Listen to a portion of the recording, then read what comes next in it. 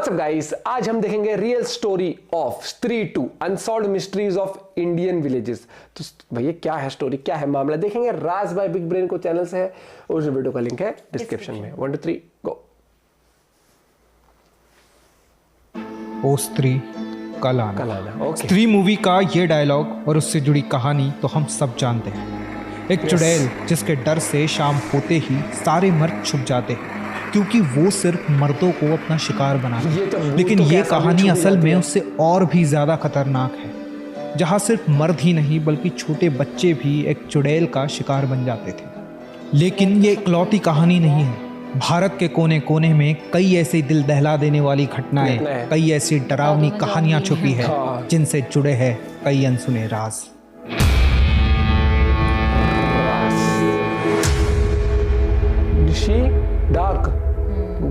बंगाल का रहने वाला सुजय चक्रवर्ती एक शाम ऑफिस से घर जा रहा था। दिन ढल चुका था और आसमान पर काले बादल छा गए थे।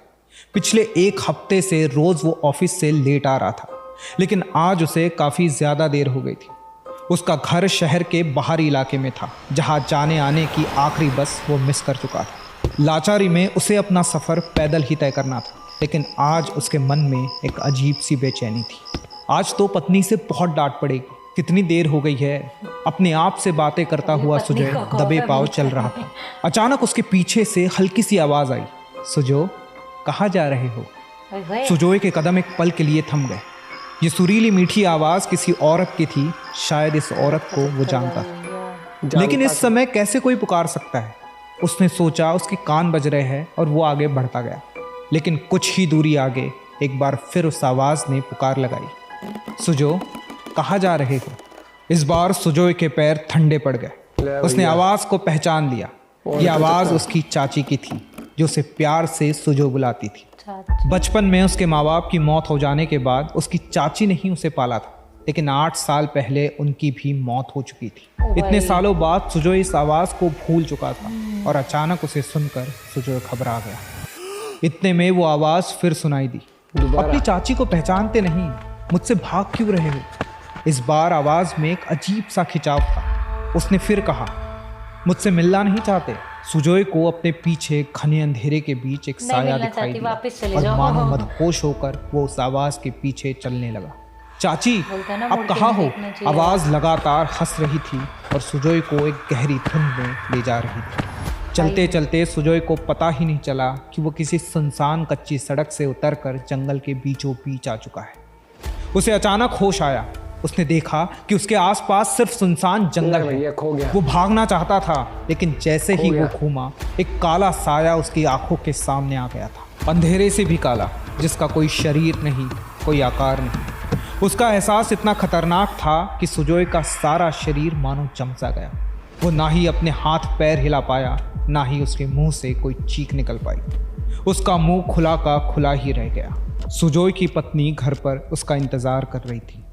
जब रात भर सुजोय वापस नहीं आया तो उसने पड़ोसियों से मदद मांगी। गांव के लोग मिलकर सुजोय की तलाश करने लगे, लेकिन कोई सुराग नहीं मिला। सुजोय ऐसे गायब हो चुका था जैसे कभी था ही नहीं। उसकी पत्नी टूट गई थी और एक दिन उसने अपनी जान ले ली। गांव के लोग कुछ दिन तक उसकी मौत का शोक मनाते रहे, फिर सब कुछ भूल गए। लेकिन धीरे धीरे ऐसे किस्से और सुनाई देने लगे। कई लोगों को रात में अपना नाम पुकारे जाने की आवाज़ें सुनाई देने लगी और यही से शुरुआत हुई निशी डाक की, यानी अंधेरे की आवाज़।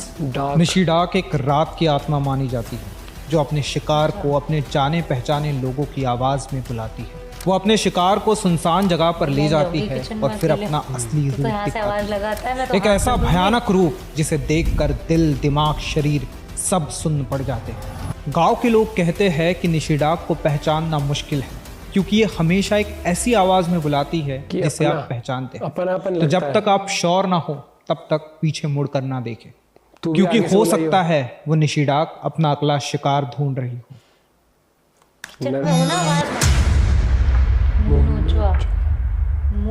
उत्तर प्रदेश के एक छोटे से गांव भुदौली में मुनऊचवा का डर आज भी लोगों के दिलों में बसा हुआ है। सुना है मैंने। ये एक ऐसी कहानी थी जिसने अर्ली 2000s में पूरे देश को हिलाकर रख दिया था। रमेश एक रात अपने दोस्तों के साथ बैठकर बातें कर रहा था। रात गहरी होती जा रही थी और सब अपने घर लौट रहे थे, लेकिन रमेश का घर काफ़ी दूर था।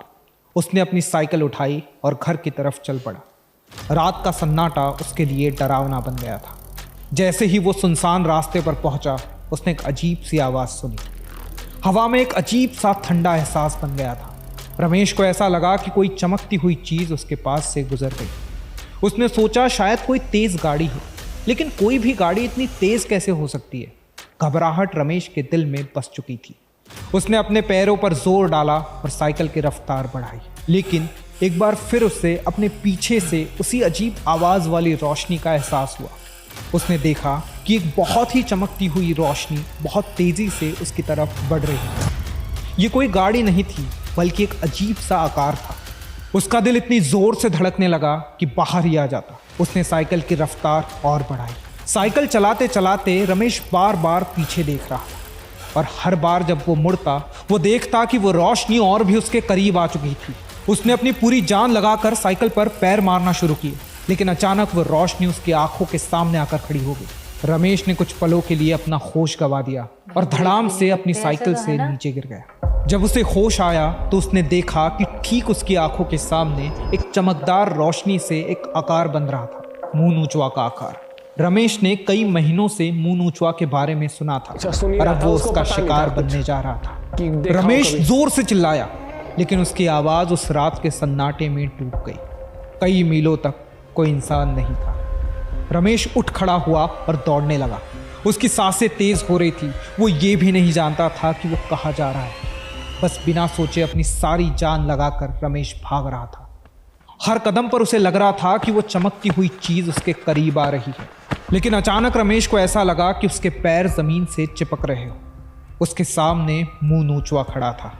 एक झुलसा हुआ बदसूरत सा चेहरा, घनी मूंछ, लाल आंखें, सड़े हुए दांत और लंबे खुरचे हुए नाखून जैसा एक प्राणी। वो इंसान जैसा दिख रहा था, लेकिन किसी कीड़े जैसे पंख थे उसके, जिससे वो हवा में मंडरा रहा था। उसके हाथ पांव भी किसी कीड़े की तरह ही टेढ़े थे। उसका चेहरा इतना भयानक था कि रमेश का शरीर मानो सिकुड़ गया हो। उसकी आवाज बंद हो गई और आंखों से आंसू आने लगे। इससे पहले कि रमेश कुछ कर पाता, मूनूचवा ने अपने खुरचे हुए नाखूनों से रमेश का चेहरा खरोच कर फाड़ दिया। उसके सर से लेकर होठ सब जगह खून बहने लगा, और ऐसा होते ही मूनूचवा गायब हो गया। पूरी रात रमेश दर्द से चीखता रहा। सुबह कुछ गांव वालों ने उसे ढूंढा और उसे घर लेकर गए। उन सभी ने मूनूचवा की कहानियां सुनी थी। वो राक्षस जो लोगों के मुंह नोच लेता है। उसके शिकार का कोई इलाज नहीं होता। जिस इंसान को मूनूचवा जख्मी करता है, उसके जख्म धीरे धीरे रोग बन जाते हैं और कुछ ही दिनों में उसकी मृत्यु पक्की होती है। कई लोग ये भी मानते हैं कि ये मूनूचवा का श्राप है, इसीलिए कोई भी रमेश की मदद नहीं करना चाहता था। अगले 3 दिनों में अपने घाव से तड़प तड़प कर रमेश मर गया। गांव के लोग कहते हैं कि मूनूचवा एक प्राचीन बदला लेना चाहता है, और जो भी रात को उसे मिलता है वो उसका शिकार बन जाता है। मूनूचवा का कहर यूपी में ऐसा बरसा था कि सरकार को कार्यवाही करनी पड़ी। काफ़ी गहरी इन्वेस्टिगेशन चली। कुछ लोग कहते थे कि वो एक आत्मा है, कुछ कहते थे कोई पागल है, कुछ कहते थे एलियन है, तो कुछ ये भी कहते थे कि ये सिर्फ एक शरारत है। कुछ साइंटिस्ट को जांच करने के लिए बुलाया गया, जिन्होंने कहा ये सिर्फ अफवाह है और कुछ भी नहीं। लेकिन आज भी मूनूचवा की कहानियाँ यूपी के गाँव-गाँव में सुनाई जाती हैं। आज भी लोग रात को अपने घरों से निकलने से पहले सोचते हैं कि कहीं किसी रोशनी से मूनूचवा ना आ जाए। भूतिया कहानियाँ और उनसे जुड़ी मान्यताएं दुनिया भर में आज भी एक गहरा राज है। कुछ लोग इसे साइंस से समझाने की कोशिश करते हैं। उनका मानना है कि कई अलग अलग बीमारियां, कई भ्रम होने से इंसान कुछ ऐसी चीज़ें करने या मानने लग जाता है जो बिल्कुल भी सच नहीं होती। कुछ लोग इसे धर्म से जोड़ते हैं। उनका मानना है कि ये बुरी आत्माएं हैं, काले साए हैं, जो किसी ना किसी तरीके से ये बुराई और अंधेरे का प्रतीक माने जाते हैं। कुछ लोगों का ये भी मानना है कि ये सब एक अलग डायमेंशन का हिस्सा है, जहाँ आत्माएं रहती हैं, कुछ अच्छी कुछ बुरी। इन्हें एनर्जीज की तरह भी देखा जाता है। आपके इस बारे में क्या थॉट्स है, हमें कमेंट सेक्शन में ज़रूर बताएं। अगर वीडियो पसंद आया तो इसे लाइक और शेयर कीजिए, और ऐसे ही अनसुनी, अनदेखी और अनकही कहानियों के लिए राज को सब्सक्राइब कीजिए। मूनूचवा तो बोल के समझ आ रहा है कि वो मुंह नोच लेता होगा, लेकिन सबसे पहले फिर तो जो इनका स्टाइल था कहानी सुनाने का मुझे पसंद आया। मैंने पहली बार इनके थ्रू कहानी सुनी है, तूने भी नहीं सुनी हुई कोई वीडियो, लेकिन इनका नरेशन स्टाइल पहली बार इस तो बहुत चैनल बड़ी। पे इनका पहली बार वो सुना है मैंने तो पहली बार इनको देखा है और नरेशन भी सुना, मेरे को इंटरेस्टिंग लगा इनका स्टोरी टेलिंग स्टाइल। और स्त्री की तो वो वाली कहानी सबसे ज्यादा पॉपुलर है, जो वही चोटी काटने वाली, चोटी काटने वाली थी नहीं वाली मुड़ के देखने हाँ, वाली, वो स्त्री कलाना, उससे अडेप्ट करके इन्होंने फिर मूवी बनाई थी, स्त्री मूवी भी। बाकी भैया मुंह नचुआ का लेकिन ये बिल्कुल वाली नहीं तो पता मैं मुझे। पूछूंगी, जैसे भदौली बोला ना, ऐसे हाँ उधर है, मतलब मैंने है सुना तो है रिश्तेदार, नाम। तो तू डाक वाक डाल दियो, चिट्ठी विट्ठी भेज दियो और उनका जवाब जब आएगा तो बताइयो। बाकी इंटरेस्टिंग थी ये वीडियो। और बाकी स्त्री की अगर हम बात करें, स्त्री 2 हमने देखी नहीं है, कल परसों का हमारा प्लान है तो वो भी देखेंगे भाई। वो मूवी ने 3 दिन में 150 करोड़ छाप दिया भैया, गजब छाप दिया भैया, कमाया नो डाउट। स्क्रिप्ट है स्ट्रॉन्ग उनकी। मिलते हैं आपसे वीडियो के साथ। आप और अगर आप सर्च करोगे तो और हॉरर स्टोरीज पे, वीडियोस पे, एनिमेशन वीडियोस पे रिएक्ट करेंगे तो जरूर बताना। मिलते हैं वीडियो के साथ, बाय बाय, टेक केयर।